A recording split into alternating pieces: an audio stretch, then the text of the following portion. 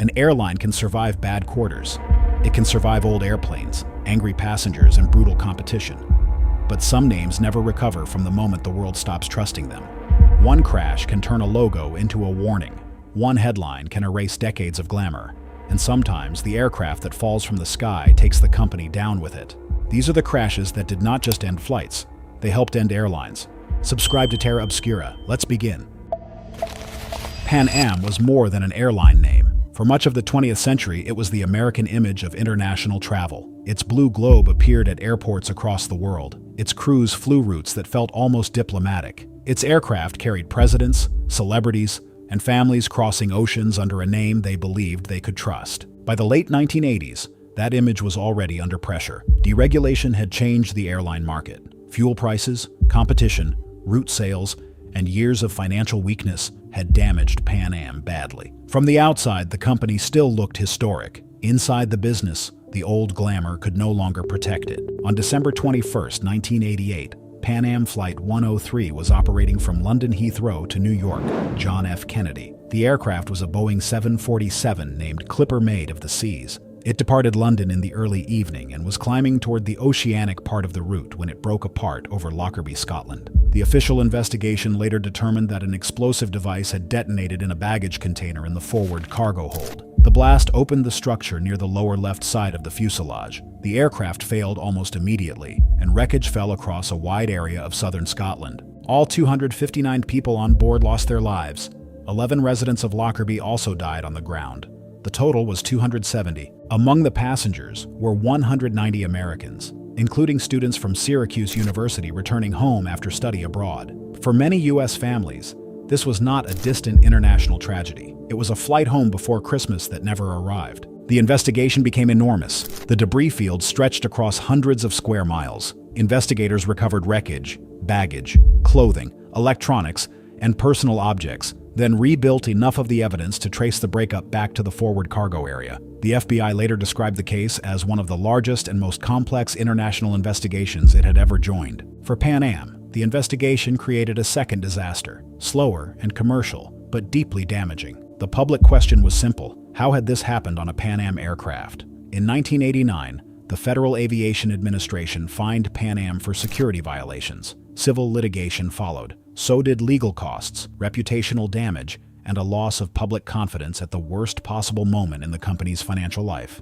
That timing is what makes this story so important. Lockerbie did not destroy a healthy airline overnight. Pan Am had already been weakened by years of structural problems. It had sold major assets, struggled after deregulation, and lost advantages that once made it untouchable. In January 1991, a little more than 2 years after Lockerbie, Pan Am sought bankruptcy protection while trying to survive heavy fuel costs, weak finances, deregulation, and the lasting damage from Flight 103. It sold major routes and assets, including pieces bought by Delta, but the smaller airline left behind could not stand on its own. By December 1991, Pan Am stopped flying. Lockerbie was not the only reason Pan Am failed. The airline had been weakening for years, but Flight 103 arrived when Pan Am no longer had enough money, flexibility, or public trust to absorb a disaster of that scale. Before Lockerbie, the name still carried the memory of aviation's golden age. After Lockerbie, that image was tied to a winter evening over Scotland, a flight that never reached New York, and a company too wounded to carry its legend any further. It was a warm July evening in 1996.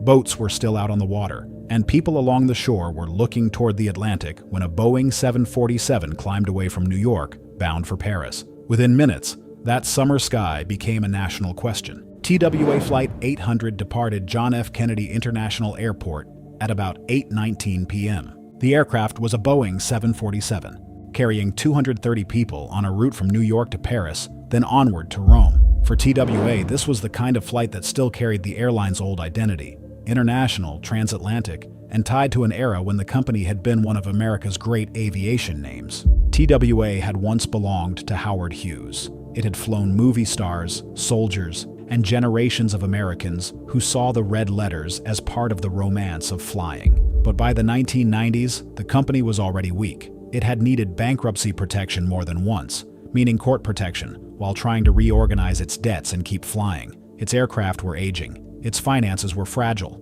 About 12 minutes after takeoff, while climbing near East Mauritius, New York, Flight 800 broke apart over the Atlantic. All 230 people on board lost their lives. The first hours were filled with fear and uncertainty. Hundreds of witnesses reported seeing something bright in the sky. Some described a streak of light. Others believed they had seen something rising toward the aircraft. Because the memory of attacks on aircraft was still fresh, the country immediately asked the question that would follow this case for years. Had the airplane been struck from outside, or had something inside it failed? The National Transportation Safety Board led the accident investigation. The Federal Bureau of Investigation opened a criminal investigation at the same time.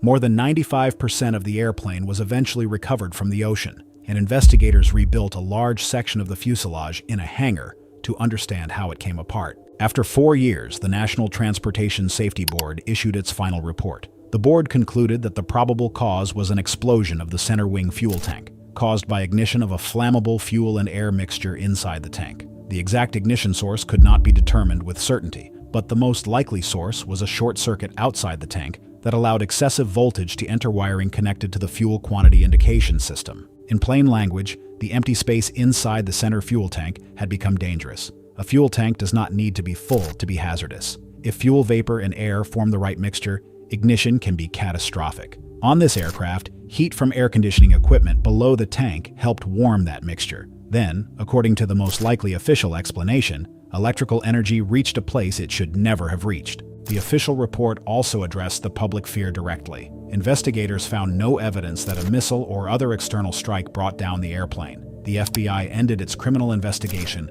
after finding no evidence of a missile or sabotage. The bright streak described by witnesses was later explained as the aircraft itself, already damaged and burning, climbing briefly after the forward fuselage separated.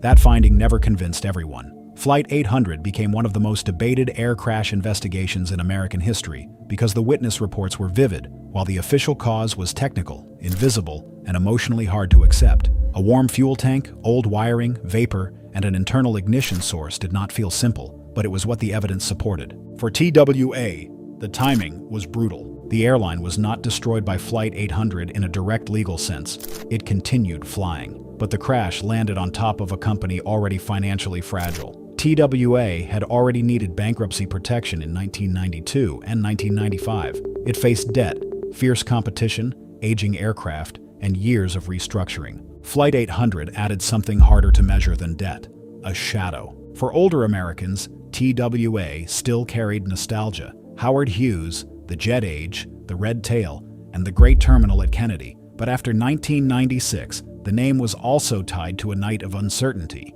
televised wreckage, grieving families, and years of public argument. In a business built on confidence, that kind of association matters. In January 2001, TWA entered bankruptcy protection again, for the last time. The process allowed the company to keep operating temporarily while trying to deal with its debts. But this time, there was no real comeback. American Airlines acquired its assets later that year. By December, the TWA name disappeared from scheduled service. The airline had grown quickly after starting service in the early 1990s. It used older McDonnell Douglas DC-9 aircraft, relied heavily on contractors for maintenance, and built a business model around doing more with less. None of that automatically made an airline unsafe, but rapid growth, outsourced work, and a poor safety culture can create gaps that only become visible when something goes wrong. On May 11, 1996, ValueJet Flight 592 departed Miami for Atlanta. The aircraft was a McDonnell Douglas DC-9. There were 110 people on board, 105 passengers, and 5 crew members. Minutes after takeoff, the crew began receiving signs that something was wrong. Smoke and heat were moving through the aircraft. The pilots asked to return to Miami. They did not yet know what was burning beneath the cabin floor. In the forward cargo compartment were 5 boxes of chemical oxygen generators. These devices are installed in passenger aircraft to produce oxygen for masks during a cabin pressure emergency. But they are not harmless. When activated, they create intense heat while producing oxygen. In a cargo hold, that combination can become deadly. The generators had been removed from ValueJet aircraft by the maintenance contractor SaberTech. They were expired, but not empty. They still had the ability to activate. According to the official investigation, they were not properly prepared, packaged, capped, or identified before shipment. The boxes were marked in a way that suggested the canisters were empty, and they were loaded as company material, along with aircraft tires. That mistake turned the cargo hold into a hidden fire source. The forward compartment on that DC-9 was a Class D cargo compartment. The old assumption behind that design was that if a fire began inside, the sealed space would starve it of oxygen. Because of that assumption, it did not have active smoke detection and fire suppression equipment. On Flight 592, the assumption failed because the cargo itself was producing oxygen. One or more generators activated, likely during handling, taxi, or the early part of the flight. Heat ignited surrounding materials. Other generators then added more heat and more oxygen. The fire grew where the crew could not see it. By the time the pilots understood they had an emergency, the aircraft was already being damaged from below. Control cables ran near the cargo area, and the fire began attacking the systems that allowed the crew to fly the airplane. The pilots turned back toward Miami, but the DC-9 became increasingly difficult to control. About 10 minutes after departure, Flight 592 went down in the Florida Everglades. Everyone on board lost their lives. The crash site made the investigation harder and the memory darker. The aircraft struck soft marshland with extreme force, and wreckage was buried in water and sawgrass. To the public, the image was unforgettable. A jetliner, not lying on a runway or hillside, but swallowed by the Everglades. The National Transportation Safety Board's conclusion was not narrow. It named Sabertech's failure to properly prepare and identify the oxygen generators, ValueJet's failure to properly oversee contract maintenance and hazardous materials practices, and the Federal Aviation Administration's failure to require smoke detection and fire suppression in that type of cargo compartment. That was devastating for ValueJet because it matched the fear people already had about the airline. The crash did not create every concern from nothing. It gave those concerns a shape. The Federal Aviation Administration grounded ValueJet in June 1996, saying the airline had not demonstrated an effective maintenance control system. ValueJet returned to service months later, but the public relationship had changed. The name itself had become a problem. It no longer sounded like a bargain. It sounded like a warning. In 1997, ValueJet acquired Airways. On paper, ValueJet was the larger player in the deal, but the surviving public identity was Airtran, not ValueJet. The company retired the ValueJet name and moved forward under a new brand. The legal company survived. The public name did not. For decades, the airline was known as the Flying Bank, a nickname that said almost everything about how people saw it. Stable, careful, Swiss, the kind of airline passengers expected to be boring in the safest possible way. That reputation made Flight 111 feel different. On September 2, 1998, Swissair Flight 111 left New York John F. Kennedy for Geneva. The aircraft was a McDonnell Douglas MD-11 with 215 passengers and 14 crew members on board. Many were business travelers, diplomats, scientists, and professionals moving between two financial worlds. The flight carried the usual confidence of Swissair long-haul service. Polished, efficient, almost formal. Less than an hour after takeoff, the crew noticed an unusual smell. A small amount of smoke appeared. At first, it did not look like the beginning of a catastrophic fire. The crew treated it as a possible air conditioning problem, a reasonable interpretation based on what they could see and smell. They contacted air traffic control and decided to divert to Halifax, Nova Scotia. The decision made sense. Halifax was close,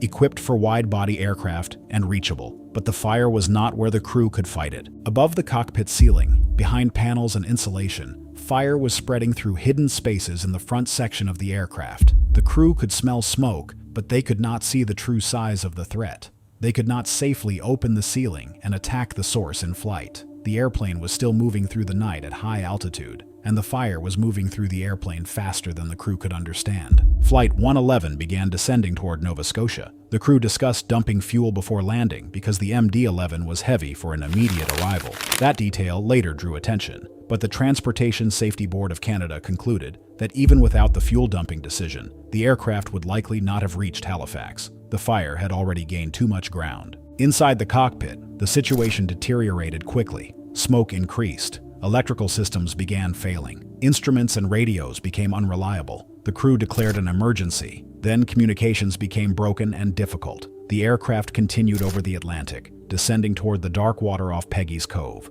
At about 10:31 p.m. local time, Flight 111 struck the ocean. All 229 people on board were lost. The Canadian investigation became one of the largest in the country's aviation history. Recovery teams worked in difficult Atlantic conditions, bringing up wreckage from the seabed and reconstructing thousands of pieces. Investigators were not looking for one obvious broken part. They were trying to understand how a hidden fire could start, spread, and defeat a modern long-haul aircraft. The Transportation Safety Board found evidence of electrical arcing in wiring associated with the in-flight entertainment network. That system had been installed for passenger entertainment, especially in premium cabins. The board could not say with absolute certainty that this arcing was the first event, but the fire most likely began in the front overhead area. The danger was made worse by nearby insulation blankets covered with metallized PET, a material that could ignite and help flames spread under realistic conditions. Once flames moved through the hidden spaces above the cockpit, the crew had almost no chance to locate the source. The safety consequences were serious. Regulators moved against flammable insulation materials. Testing standards were re-examined. Wiring, entertainment systems, and smoke or fire procedures all came under scrutiny. Flight 111 became a case study in how a cabin comfort system and hidden materials could create a threat far beyond their intended function. For Swissair, the crash came at a dangerous time. Behind the image, the company was already weakening. During the 1990s, Swissair had followed an aggressive expansion plan known as the Hunter strategy, buying stakes in other airlines. Instead of making Swissair stronger, the strategy drained money and exposed it to weaker partners. By 2001, the company was under severe financial pressure. The downturn after September 11th made that pressure worse. On October 2nd, 2001, Swissair aircraft were grounded because the company could no longer pay for essential operations. In 2002, Swissair disappeared. Eastern Airlines once owned the route to Florida in the American imagination. For decades, it carried vacationers, business travelers, retirees, and families down the East Coast toward Miami, the Caribbean, and the warm promise of escape. That is why the Everglades crash stayed with people. It happened at the end of a normal flight, aboard one of the newest wide-body aircraft in service. The airplane did not fail in some obvious way. It was flown into the dark while the crew searched for the answer to a problem that was almost nothing. Eastern Airlines Flight 401 left New York for Miami on December 29, 1972. The aircraft was a Lockheed TriStar, one of the most advanced passenger jets of its time. There were 163 passengers and 13 crew members on board. The flight was almost over when the nose landing gear indicator light failed to illuminate during the approach to Miami. That light was supposed to confirm that the nose gear was down and locked. The landing gear itself was not the real problem. Investigators later found that the gear had extended properly. The issue was a small burned-out bulb in the cockpit indication system, but the crew did not know that yet. They abandoned the approach and entered a holding pattern over the Everglades at 2,000 feet.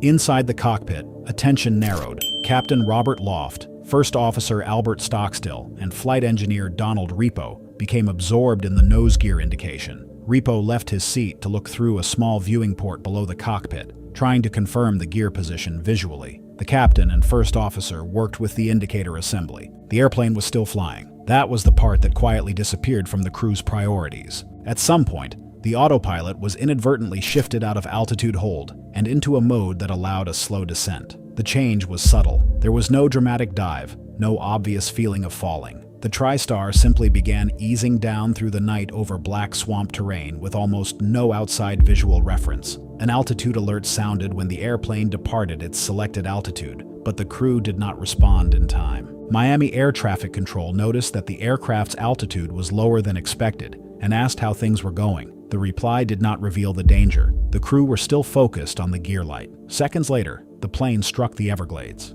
Of the 176 people on board, 101 eventually lost their lives. 75 survived. That survival number matters. The wreckage lay broken in the swamp, but many people were alive in darkness, mud, and sharp wreckage. Rescue teams had to reach them in one of the most difficult environments imaginable. The Everglades became part of the story, not just as the crash site, but as a place survivors had to endure until help arrived. The probable cause was the flight crew's failure to monitor the flight instruments during the final 4 minutes and detect the unexpected descent in time. The board said the crew's attention had been distracted by the malfunction of the nose landing gear position indicating system. Flight 401 helped shape the movement toward what is now called Crew Resource Management, or CRM. That means using every person in the cockpit effectively. Eastern's name carried another layer afterward, one that belonged more to culture than investigation. After the crash, Flight 401 entered American airline folklore in a way few accidents ever do. stories began circulating that lost crew members had appeared on other Eastern TriStar aircraft. Eastern denied the claims, and the stories were never evidence. But their spread showed how deeply the Everglades crash had entered public memory. It did not remain only an accident report. It became a legend. Eastern survived for many years after the crash. Its final collapse came later, through debt, management conflict, labor problems, heavy competition, and deregulation. By 1989, the airline had entered bankruptcy, and in 1991 it was forced into liquidation. Flight 401 did not close Eastern, but it stayed attached to the name. It sat on the outside of the Boeing 757, in a metal tube designed to face the airflow and measure pressure. A pitot tube is simple in concept. Air enters the tube as the airplane moves forward, and the aircraft uses that pressure to calculate airspeed. If the tube is clear, the system gives the pilots one of the most important numbers in the cockpit. If it is blocked, the airplane can start speaking in lies. Birgenair was a Turkish charter airline built around holiday traffic and seasonal flying. Its business depended on tour operators, leased aircraft, and confidence from passengers who were often buying package vacations rather than choosing an airline by brand loyalty. That made reputation fragile. A scheduled legacy airline might absorb a shock with a large network and loyal customer base. A charter carrier had less protection. If travelers became afraid of the name, bookings could vanish quickly. Flight 301 began in the Dominican Republic on February 6, 1996. The aircraft was operating a charter flight for Alas Nacionales from Puerto Plata to Frankfurt, with planned stops in Gander and Berlin. There were 176 passengers and 13 crew members on board. Most passengers were German vacationers returning from the Caribbean. The aircraft itself had been sitting on the ground in Puerto Plata for an extended period before the flight. During that time, maintenance activity included an engine ground run. Investigators later believed the pitot covers were not installed before or after that ground run. Those covers are small, but their purpose is critical. They keep insects, debris, and moisture out of the probes when the aircraft is parked. In the Dominican Republic, one insect was already known to pilots and mechanics, the black and yellow mud dauber wasp. It can build mud nests inside small openings, including pitot tubes. Investigators did not recover the pitot tubes, so they could not prove the exact obstruction with absolute certainty. But the official investigation and the FAA's later accident study identified insect debris, most likely from a mud dauber nest, as the probable cause of the captain's pitot tube blockage. The first sign appeared during the takeoff roll. The captain noticed that his airspeed indicator was not showing speed correctly. Instead of rejecting the takeoff, while there was still runway available, he continued using speed calls from the first officer, whose indicator appeared to work.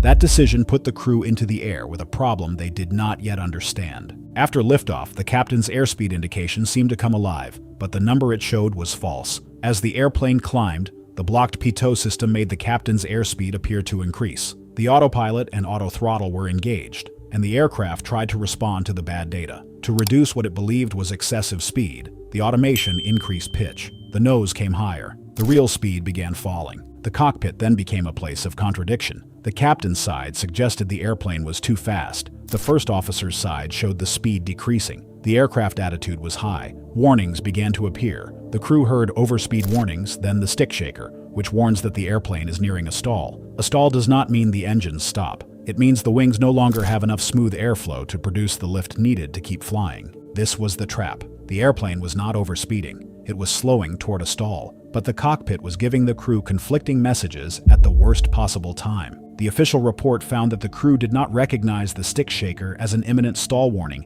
and did not carry out the proper recovery. Thrust and pitch changed repeatedly. The airplane rolled, yawed, and descended out of control. About 5 minutes after takeoff, Flight 301 struck the Atlantic Ocean northeast of Puerto Plata. All 189 people on board were killed. The comparison with Aero Peru Flight 603 is difficult to ignore. Later that same year, another Boeing 757 would crash after its air data system was corrupted, this time because static ports had been covered by tape during maintenance. Different aircraft, different country, different maintenance error, but the same terrifying theme. The pilots were given numbers that did not describe the airplane they were actually flying. For Birgenair, the commercial damage was immediate. The company suspended flights after the crash. Negative publicity hit not only the airline, but also the discount charter market connected to German holiday traffic. Passengers were no longer looking at Birgenair as a cheap way home from vacation. They were looking at it as the name attached to one of the deadliest Boeing 757 accidents in history. By October 1996, Birgenair was finished.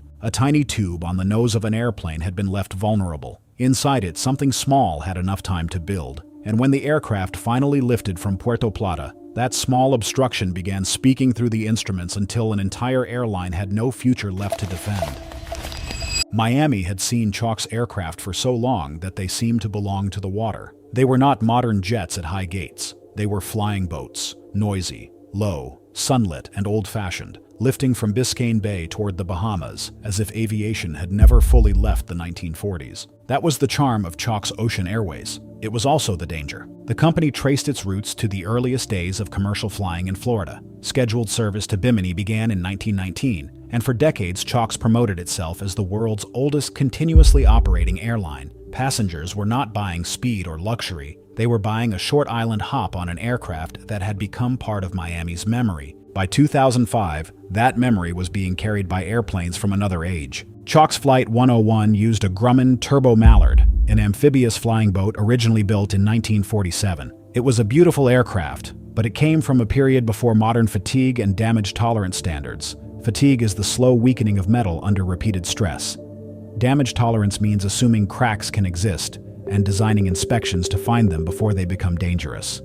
On December 19, 2005, Flight 101 departed the Miami seaplane base near Watson Island for Bimini in the Bahamas. There were 18 passengers and 2 crew members on board. The flight should have been a short crossing over bright water. Instead, witnesses saw the right wing separate from the airplane shortly after takeoff. Some saw smoke or fire near the wing before it came apart. The aircraft fell into Government Cut, the shipping channel beside the port of Miami. All 20 people on board lost their lives. The crash happened almost in the middle of Miami's working waterfront. Rescue boats and Coast Guard units arrived quickly, but there was no real chance to change the outcome. Much of the wreckage was in about 30 feet of water. The image was brutally simple. A vintage seaplane lifted away from the city, then one wing left the airplane. The investigation found a long history inside that wing. The National Transportation Safety Board concluded that the right wing failed because of fatigue cracking near the wing root, the area where the wing meets the fuselage and carries heavy loads. The initiating crack was in a span-wise stringer, a structural member running along the wing. Earlier damage and repairs had not restored the wing's full strength, and some repairs made future cracking harder to detect. In plain terms, the airplane had been giving warnings for years. Fuel leaks, cracks, repairs, recurring defects, and maintenance records all pointed toward a structure that needed deeper attention. On an old flying boat used for repeated short trips, every takeoff and landing added another cycle to metal already carrying decades of stress. The NTSB's conclusion named 2 failures. Chalk's maintenance program failed to identify and properly repair fatigue cracks in the right wing. The Federal Aviation Administration failed to detect and correct problems in that maintenance program. This was not only an old airplane problem, it was an oversight problem. For Chalk's, that finding was fatal. The old Mallards were not just aircraft in the fleet, they were the identity of the airline. After the crash, the remaining Mallards were grounded. The Department of Transportation suspended the airline's economic authority because of maintenance concerns. Its Bahamian certificate expired, and after the final report, the FAA revoked the company's operating certificate in 2007. An airline that had survived almost every change in commercial aviation could not survive the loss of confidence in its own wings. That is the painful irony of Chalk's. Its appeal came from continuity. Passengers liked that it felt old. The aircraft looked like living aviation history, still rising from the water long after the jet age had taken over. But aviation history cannot fly on nostalgia alone. Metal ages, repairs matter, oversight matters, and a charming old airplane still has to prove, flight after flight, that its structure can carry the load. Chalk's had crossed from Florida to the Bahamas for generations. Its final chapter was written inside a wing root, in cracks that should have been found before the oldest name in scheduled airline service broke apart above Miami's water. Partnair was a small Norwegian charter airline, the kind of company that lived on narrow margins, older aircraft, and contracts that came and went. Its aircraft were not symbols of national prestige, they were working machines. On September 8, 1989, one of them was chartered to carry employees of the shipping company Wilhelmsen Lines from Oslo to Hamburg for a ship naming ceremony. The aircraft was LNP-AA, a Convair 580 originally built in the 1950s and later converted from piston engines to turboprops. It had passed through many owners before Partnair bought it. It had also carried a long maintenance history, including modifications, repairs, and systems that had not always been documented with the clarity investigators would later wish for. There were 50 passengers and 5 crew members on board, Flight 394. The flight departed Oslo in visual conditions and climbed toward its cruise altitude over the Skagerrak, the stretch of sea between Norway, Denmark, and Sweden. For a time, nothing suggested to the passengers that the aircraft was entering its final minutes. Then the airplane began to vibrate. The vibrations grew severe enough that the flight path became erratic. The crew did not have time to send a clear emergency message. The aircraft suddenly departed controlled flight, broke apart in the air, and fell into the sea north of Hirtshals, Denmark. All 55 people on board lost their lives. At first, the crash did not give investigators a simple story. There were no survivors. The cockpit voice recorder failed to capture the final moments. Some early speculation turned toward outside causes, including the possibility of an explosive event, but the wreckage did not support that explanation. Norwegian investigators recovered about 90% of the aircraft and reconstructed key sections, especially the tail. The answer was in vibration. Investigators found that the aircraft's tail had been allowed to move in a way it never should have moved. Several bolts and sleeves connecting the vertical stabilizer to the fuselage were not approved parts. They were either counterfeit or rejected parts passed into the supply chain as if they were legitimate. They had been improperly heat-treated, which left them far weaker than required. Some could carry only about 60% of the intended strength. As those parts wore down, the vertical stabilizer became slightly loose. That alone was dangerous. But there was another problem in the tail. The auxiliary power unit, a small turbine used to provide electrical power, had a defective front mount. On this flight, the crew were using the auxiliary power unit in the air because one of the main electrical generators had been unreliable. The loose tail and the vibrating auxiliary power unit interacted in the worst possible way. Their vibrations reached similar frequencies and began to reinforce each other. This is called resonance.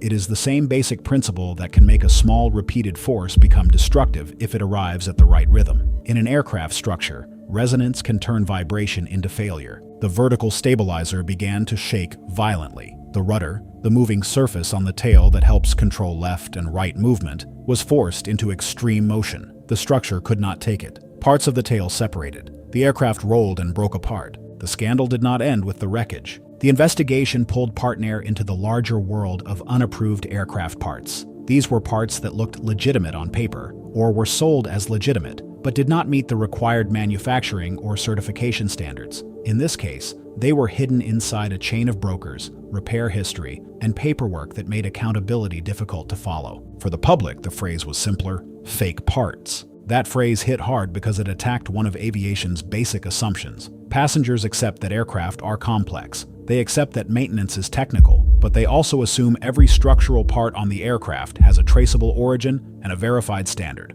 Partnair Flight 394 showed what could happen when that assumption failed. The company was already financially weak before the crash. Reports from the period describe unpaid fees, pressure on operations, and a fragile business structure. After the accident, confidence disappeared. Partnair grounded its remaining conveyors, laid off employees, and tried to sell aircraft. A little over a month later, the company filed for bankruptcy.